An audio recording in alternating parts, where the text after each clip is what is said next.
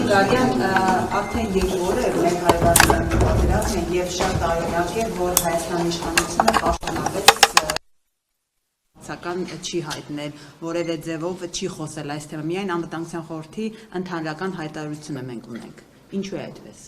Մենք տեսնում ենք օրինակ հարևան երկրները, այլ երկրներ զանգել, ցավակցել են։ Ինչու Հայաստանի իշխանությունը դեռևս նման քայլ չի արել։ Ես չեմ հանդիսանում անվտանգության խորհրդի անդամ, ես չգիտեմ թե ինչ է քննարկվել անվտանգության խորհրդում, գիտեմ միայն որ անվտանգության խորհրդի նիստ հրավիրվել է նաև այդ իրադարձություններին նախորդող օրը, այնուհետև հաջորդող օրը եւ արդյունքում մենք ունեցել ենք այն հայտարարությունը, որն ունեցել ենք։ Ես վստահ եմ, որ մեր կառավարության, այդ թվում եւ ինձ համար ցավալի են այն իրադարձությունները, որոնք տեղի են ունենում նախ եւ առաջ ժողովրդի տեսանկյունից, բայց այդ հարցին պատասխանել չեմ կարող, որովհետեւ ոչ ոլորտի պատասխանատուն եմ եւ ոչ էլ անկեղծ ասեմ մասնագետը, իսկ ես չեմ սիրում խոսել այն երևույթների մասին, որոնք մասնագիտական չեն եւ թույլ չեմ տա ինձ որևէ դիրքորոշում հայտնել այս մասով։ Իսկ կարող է օրինակ լինել այնպես, որ կառավարության ղեկավարը ինչ-որ բան, այսինքն կոնկրետ Ամերիկայի հետ հարաբերությունները կաշկանդի դառնան։ Ես չեմ կարող, կրկնում եմ, դիրքորոշում չեմ կարող հայտնել, որովհետեւ անկեղծ լինեմ, պատասխանեմ, որ ոլորտին ուղղակի չեմ տիրապետում եւ այդ է պատճառը, որ չեմ անի որևէ հայտարարություն։ Ասացիք չեք տիրապետում, բայց այնուամենայնիվ Իրանը մեզ բարեկամ երկիր է համարվում, չարժեք գոհեցավարացել հոգեվոր առաջնորդի եւ այդքան։ Դուք լսում եք, ես ինչ եմ ասում։ Ես ասացի չեմ անի որևէ հայտարարություն։ Ինչ եք նորից նույն հարցը տալիս։ Իրանը շարունակում է մնալ բարեկամ պետություն, մենք շարունակում ենք մեր համագործակցությունը մի շարք ոլորտներում, օրինակ վաղը իմ օրակարգում, եթե չեմ սխալվում, դրված է Իրանի դեսպանի հետ հանդիպում, այսքանը։ Տիկին Գալյան, դուք այս հարցին չեք արձագանքում, բայց տեսեք դուք այս օրերին Ես արձագանքում եմ։ Չէ, ասում եք մեր Ես արձագանքում եմ, ասելով, որ չեմ կարող պատասխանել այդ հարցերին, որովհետև չեմ հանդիսանում այն մարդը եւ մասնագետը, ով կարող է կարծիք հայտնել կամ հայտարարություն անել այս թեմայի առնչությամբ։ Բայց ձեր կարծիքը ինչպիսին է, լավ կոնկրետ չեք անդրադառնում, ավելի լավ անդրադառնում եք կլսեն հեռուստադիտողները։ Դուք ներկուսակցական քարոզարշավ եք անում այն օրերին, երբ որ մեր քթի տակ բուռն պատերազմ է ընթանում։ Դուք տպավորություն է հայ հանրության կողմից, որ Հայաստանի իշխանությանը ընդհանրապես կառավարությանը չի հետաքրքրում կամ ինքը շատ անտարբեր է վերաբերվում այն ամեն ինչին, ինչ տեղի ունենում մեր սահմաններին անմիջապես։ Կներեք, իսկ ինչ պետք է աներ կառավարությունը, որ թվար, որ բացարձակ անտարբեր չէ այն ամենի հետ կապված, ինչ կատարվում է Հայաստանի Հանրապետության սահմաններից դուրս։ Ես կարծում եմ, ձեր հետ պետք է փողոցներ ընկած չլինեին, կներեք։ Դա ձեր կարծիքն է, եւ ես հարգում եմ ձեր կարծիքը։ Դուք կարծում եք, որ նորմալ է, որ մեր երկրի իշխանությունը, երբ որ մեր սահմաններին պատերազմ է, կարող է ներկուսակցական քարոզարշավ իրականացնել։ Դա նորմալ է։ Ինչն է խանգարում դա անել, եթե այս պահին վստահաբար Արդարադատության ներողություն անվտանգության խորհուրդը գնահատել է, որ մեր երկրի անվտանգությանը սպառնացող վտանգ չկա։ Ես ուզում եմ հասկանալ ինչու պետք է շեղվել ներքին օրակարգից եւ ինչ պետք էր անել, որ ակնհայտ լիներ, որ կառավարությունը մտահոգված է, անհանգիստ է եւ այլն։ Այսինքն ինչպես պետք է դա արտահայտվեր։ Որ քաղաքացիները իր քաղաքացիներն էլ իմանային, որ դուք տեղում եք։ Հստակ հայտարարություն եք ասում գնալ հասնել Իրան։ Իսկ որտեղ ենք մենք հիմա օրինակ ես որտեղ եմ։ Պերոշկի ուտելու։ Մենք այդ ենք տեսել նախորդ 2 օրերին։ Ինչ որ վատ բան կա։ Եթե դուք կուկուրուզ ու պերոշկի չեք սիրում, դա ձեր խնդիրն է։ Ամփոփելով 2 օրեր քարոզարշավի տիկին նախարար, ինչ տպավորություններ եք ստացել քաղաքացիները, ինչպես են վերաբերվում իշխանությանը, այ հաճախ են չէ՞, նշում ձեր քաղաքական օպոնենտները, որ հանրային աջակցության վարկանիշի ահռելի նվազումն եք դուք քաղաքացիների հետ շփումներ ամփոփելով նման տպավորություն ստացել եք։ Նախ ներ կուսակցական կամ ներքին քարոզարշավի մասին է խոսքը եւ ոչ թե նախընտրական քարոզարշավի, բայց լավ առիթ է նաեւ քաղաքացիների հետ շփվելու եւ շնորհակալ եմ, որ այս հարցը տալիս եք։ Ինձ մոտ այդ շփումներից եւ ձեզ հետ շփումներից դիսոնանս է առաջանում, որովհետեւ ձեր հարցերը լսելով ես ինչ-որ ապոկալիպտիկ տրամադրություններ եմ սկսում ունենալ, մտածելով, որ մեզ մոտ ամեն ինչ վատ է, բայց ամեն ինչ վատ չէ այն դեպքում, երբ մենք շփվում ենք հասարակության հանրության ներկայացուցիչների հետ եւ բավականին տրամադրող շփումներ են, այո, բայց կարող ենք հետեւություններ անել հասարակության ոչ շերտերի ներկայացուցիչներն են։ Եվ հասարակ քաղաքացիների հետ շփումը տրամադրող է եւ իրականում պատասխանատվության ավելի մեծ դաշտ ձևավորող, որովհետեւ այն խնդիրները, որ քննարկվում են,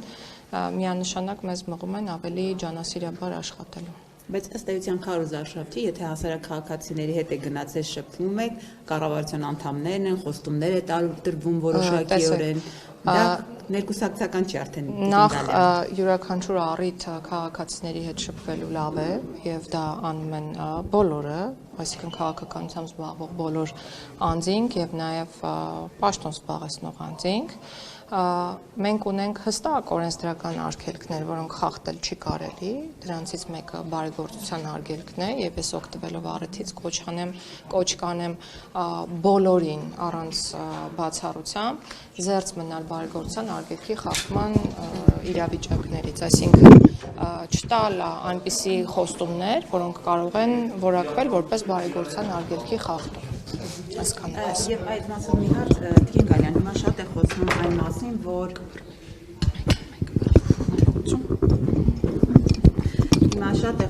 ընդդիմադիր ուժերի հետ կապված, այո, կա այդ արգելքը, բայց օրինակ մենք ինչպես հասկանանք նույն թոշակների հետ կապված իրավիճակը, այո, երբ որ ընտրություններից 3 ամիս առաջ է, հիմա դա Նիկոլ Փաշինյան որպես վարչապետ է իրականացնում, դա պարտավորությունն է իրեն, թե թոշակառուներին քաղաքացիական պայմանագիր կուսակցության ղեկավարը փորձում է կաշառել։ Հիմա ոնց է սահմանը։ Սահմանը շատ հստակ է, կարող եք նաև բացել միջազգային չափանիշներին ծանոթանալ, պարզ որոնման մեխանիզմների օգտագործման արդյունքում նախ սոցիալական երաշխիքների ապահովումը կամ դրանց բարձրացումը նախատեսված է եղել կառավարության ծրագրում։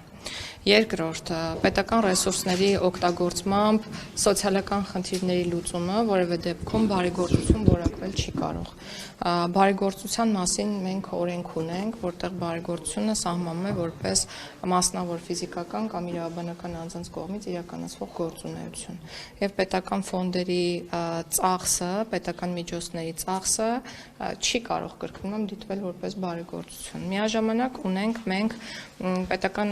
ռեսուրսների չարաշահման արգելք կամ վարչական ռեսուրսների չարաշահման արգելք, որի համար կա նախատեսված վարչական պատասխանատվություն, բայց դա կրկին այս ձեր կողմից բարձրացված հարցին առնչվող իրավիճակին բացարձակ վերաբերելի չէ։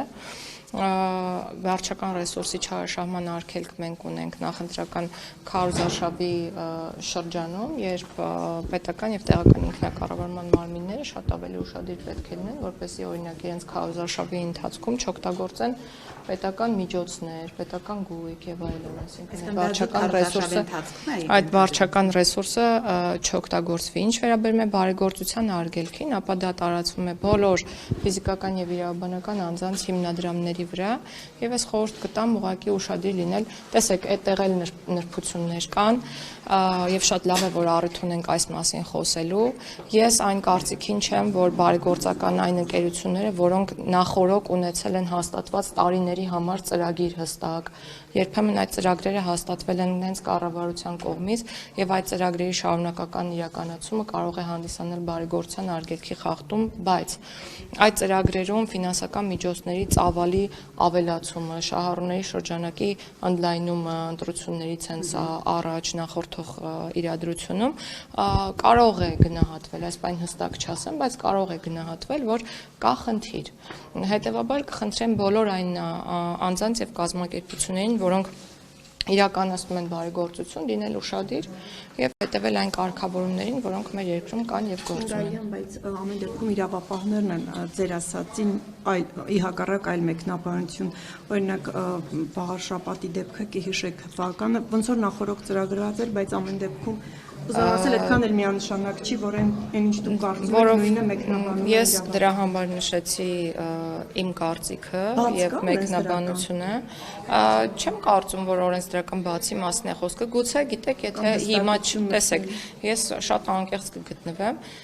եթե այս ժամանակահատվածում չգտնվեին, գուցե հստակեցմանը միտված փոփոխություններ առաջարկենք, բայց նախընտրական շրջանում խաղի կանոններ, որ այն ամեն դեպքում փոխելը գուցեև շահարկվի, հիմա չգիտեմ ինչ կխոսեմ, բայց հստակ է միշտ օրենսդրական նորմերը կարելի է շատ ավելի հստակեցնել, բայց դա չի նշանակում, որ մենք պետք է ընկնենք ծայրահեղությունների գիրկը։ Այսօր էլ այդ կարգավորումները կան բավարար հստակ չափով եւ բավարար կանխատեսելի, որպեսզի մարդիկ կառուցեն իրենց վարքագիծը։ Նախարար, եւ ասել եք կներեք, եթե այս ընթացքում պատասխանել եք այդ հարցին, ասել եք, որ պետք է մարտին հրապարակվի սահմանադրության նախագիծը, հիմա մարտն է, երբ կհրապարակվի։ Մարտին կհրապարակվի, մարտը դեռ շարունակվում է։ Ես միշտ ասել եմ, որ տեքստը պատրաստ կլինի մարտ ամսին, տեքստը գրեթե պատրաստ է, մենք քննարկումներ պետք է նաև սկսենք խմբակցության մեր գործընկերների հետ, այնուհետև որոշում կկայացվի հրապարակել տեքստը, բայց պետք է նկատի ունենալ, որ տեքստը հրապարակվելու է այն ցանկությամբ, որ կարծիքներ ստացվեն տեքստի փոփոխության հետ կապված, այսինքն մենք բաց ենք լինելու յուրաքանչյուր առաջարկի առաջ, տեքստը լինելու է խիստ նախնական, քննարկելի, որպեսզի մեր հանրությունը ծանոթանա եւ ներկայացնի իր կարծիքը, ոչ միայն հանրությունը, այլ նաեւ մասնագիտական հանրույթը եւ նաեւ մյուս գործընկերները։ Եվ կներեք, որ ասում եք գրեթե պատրաստ է, այդ գրեթեն ինչն է, որ բաց է մնացել, եւ արդյոք այդ պատրաստի մեջ կներեք նաեւ մտնում է անկախության հռչակագիր։ Ասեմ, ինչը դեռ չի քննարկվել եւ պատրաստ չէ։ Պատրաստ չէ նախաբանը, առաջին գլուխը, երկրորդ եւ երրորդ գլուխները գնացել ենք միավորման ճանապարհով, այսինքն դարձրել ենք մեկ գլուխ, դա նշանակում է, որ պետության պոզիտիվ պարտականությունը պաշտպանելու քաղաքացիների իրավունքները, օրինակ առողջապահության իրավունքը եւ այլն ավելի ամրապնդվել են, այսինքն պետությունը ավելի մեծ բեռ է պատրաստ վերցնել այդ առումով, պատրաստ չէ եւ չի քննարկվել սահմանադրության մեջ փոփոխություններ անելու վերաբերյալ հոդվածը, կառավարության հետ կապված, կառավարության գլխի հետ կապված որոշակի դրույթներ ունենք, որ դեռևս չեն քննարկվել եւ այդքանը։ Իսկ տիկին նախարար ձեր տեղակալացում էր, որ հրապարակել չհրապարակելու մասով դեռ պետք է ինչ-որ որոշում կայացվի։ Քննարկումներից հետո Ես կարծում եմ, որ կհրապարակվի, իրականում հենց պատրաստ լինենք քննարկել հանրության հետ կարգավորումները, իսկ պետք է լինենք պատրաստ, պետք է հրապարակենք բարձր։ Հռչակագրի հետ կապված ինչպես է տրամադրվածությունը։ Դեռ չենք որոշել, ամեն դեպքում սա մի հարց է, որ շատ երկար քննարկել ենք։ Այսինքն նոր բաներ նախորդիվ ձեզ հետ ենք երկար քննարկել, էլի դա քննարկել եք եւ պարոն Դատունցն էլ ասում էր, որ դա տեխնիկական հարց չի, որ մի օրում նստենք որոշենք, այսինքն հանվելու է Տիկին Գալյան։ Դե հիմա ես ձեզ չեմ պատասխանի, երբ որոշում կկայացվի գնալ այդ ճանապարհով, ձեզ երբ հրապարակվի կտեսնեք։ Իսկ ինչու պարզ է, որ որոշումը կա, մնում է տեխնիկական բան, ինչու չեք ուզում հրապարակել։ Որոշումը խորհուրդն է ընդունում, խորհրդում այդ հարցը դեռ չի քննարկվել, այսինքն օրակարգում երբևէ չի, նախարարությունը միշտ այն բանի կողմնակիցն է, որ Հայաստանի Հանրապետության անվտանգությունը, խաղաղությունը, տարածքային ամբողջականությունը երբևէ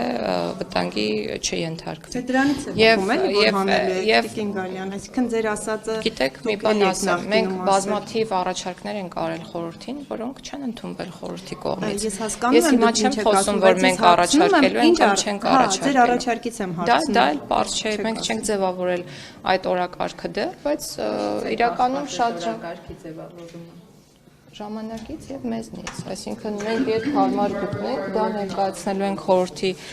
քննարկմանը եւ ի վերջո հրապարակելու ենք տեքստը, ոչ մի ինտրիգ, ոչ մի խնդիր չկա այստեղ իրականում, ինտրիգներ մի փնտրեք այնտեղ, որտեղ որ չկա։ Մենք շատ բաց ենք եւ անկեղծ, Հարցնում ենք հանվելու։ մենք շատ բաց, դե ախր ես չգիտեմ, դուք ինձ տալիս եք հարց, որին եթե ես հիմա պատասխանեմ եւ հետո Աստված մի արասը, լավ դե եկեք այսպես մտածենք, ես պահում եմ ինտրիգ, սիրելիներ, կշարունակվի այնքան ժամանակ, մինչև մենք չհրապարակենք Սահմանադրության նախագծի տեքստը։ Տիկին նախարար, լավ։ Տիկին Գալյան տարաժամկետ քարոզչությանն է վերաբերում իմ հարցը, գիտեք որ ընդդիմադիր քաղաքական ուժերից մեկը ակտիվ քարոզչություն է իրականացնում, թեև նախընտրական քարոզչությունը պաշտոնապես դեռևս չի մեկնարկել։ Քաղաքական ուժի անունը թերևս չտամ, բայց գիտեք, որ քաղաքի տարբեր հատվածներում, այո, բաներների վրա իրենց տնտեսական քայլերն են ներկայացնում, ավտոբուսի վրա հագցված համապատասխան գրությամբ շրջում են։ Այս առումով ընտրական օրենսդրության բաց արդյոք չեք տեսնում եւ կարիք արդյոք չեք զգում փոփոխելու ընտրական օրենսդրությունը, սահմանելու կոնկրետ ժամկետ, որ քարոզչության ժամկետից դուրս քարոզչություն արգելվի։ Այնինչ տեղի է ունենում իրականում մեր երկրում չափից դուրս ժողովրդավարական կարգի կամ արժեքների ցուցանիշն է կամ ցուցադրությունն է, այսպես ասեմ, գուցե եւ նորից եմ կրկնում, ընտրական օրենսդրության շրջանակներում կան չլուծված հարցեր, բացեր եւ այլն, ընդ որում կան բացեր առաջին հերթին, որոնք վերաբերում են ոչ թե կուսակցությունների ֆինանսավորման թափանցիկությանը, այլ հիմնադրամների, ինչ որ ձևավորվող ուժերի, շարժումների ֆինանսավորման թափանցիկությանը, այսինքն քաղաքացիները չգիտեն եւ չկա օրենսդրական մեխանիզմ, որպեսզի իմանան, թե շարժումները ինչ ֆինանսական միջոցներով են ֆինանսավորվում եւ ում կողմից են ֆինանսավորվում։ Ես կառաջարկեմ այն ուժերին, որոնք գործունեություն են իրականացնում, լինել բաց ու թափանցիկ ու ներկայացնել այդ հաշվետվությունը անկախ այն բանից, թե օրենսդրական կարգավորումներ կան, թե ոչ, որովհետև դրանք հետո տրանսֆորմացվում են կուսակցությունների եւ որպես կուսակցություն այլևս հաշվետվություններ ներկայացնելու պարտականություն կրելու են եւ շատ լավ կլինի, որ մեր ժողովուրդը ամեն ինչ իմանա։ Իսկ ինչ վերաբերում է նրան, որ պսևդո քարոզչություններ իրականացվում եւ այլն, ազատ են նրանք շփվել մեր քաղաքացիների հետ, մեր քաղաքացիներն ազատ են անել իրենց հետևությունները։ Տիկին Գալյան, եւ որ դուք ասում եք ժողովրդավարություն եւ այլն, մենք երեք Դիլիջանում ժողովրդավարության մի աննախադեպ երևույթի ականատես եղանք, երբ վարչապետն ուղիղ եթերում իր լիազորություններից դուրս մի ցուցում տվեց, ասեց այս մարդու աղջկան չնշանակեք մանկապարտեզի տնօրեն, դա համայնքի, հա, տիրույթում է։ Այդ ասելուց առաջ քանի անգամ ասեց, որ ես վարչապետն եմ եւ այդ հարցը վարչապետի տիրույթում չէ։ Հետո տվյալ ես այնտեղ եմ եղել, հետո տվյալ քաղաքացին ասեց, որ այսպես անեք, այս համայնքում համայնքյան ներողություն չեմ հիշում, լավ կլինի եւ այլն, այսինքն եկել էր անձնական հարց լուծելու եւ մի քանի անգամ կրկնելուց հետո, որ դա վարչապետի իրավասությանը չի վերաբերում, վարչապետը ուղղակի ասաց, դե որ այդպես է, արգելում եմ, չնշանակեք եւ սա կարծում եմ վարչապետի լիազորությունների։ Այո, եւ վարչապետը դրա մասին հստակ գիտեր եւ 10 անգամ, 10 չէ լավ, 3, 4, 5 անգամ նույն բանը ասաց։ Եվ եթե գալիս է քաղաքացին եւ ասում, որ սա արեք եւ մի բան էլ լավ կլինի ձեր վիճակը, օրինակ ինչ որ մի համայնքում, այլ բան կներեք, բայց չէր մնում վարչապետին, քան ասել այն ինչ որ ասեց եւ շատ լավ արեց, որ այդպես ասեց։ Ասեք։ Հիմա լիազորությունները չարաշահելու համար վարչապետը ինչ պատասխանատվության պետք է ենթարկվի։ Ինչ լիազորություն է չարաշահելու։ Համայնքի պետի, համայնքապետի պարտականություններին առնչվող նախ այդ կոնկրետ դեպքով, եթե չեմ սխալվում, կար այլ ժամանակավոր պաշտոնակատար կամ այլ, այսինքն համայնքը իր լիազորությունները իրականացրել էր, նշանակել էր ինչ որ տեխնացու իրական շատ ենք մանրանում այս հարցի շուրջ, բայց ամեն դեպքում եւ լիազորությունների չարաշահումը ենթադրում է որպես արարք հետևանքի առկայություն, այսինքն հետևանքն ինչպիսին է եղել եւ դա պետք է էական վնասի տեսք ունենա։ Եթե դուք կգտնեք էական վնաս այդ արարքում եւ ոչ թե կմեկնաբանեք դա ի օգուտ եւ համայնքին եւ հանրությանը եւ բոլորին, կխնդրեմ հաղորդում ներկայացնել։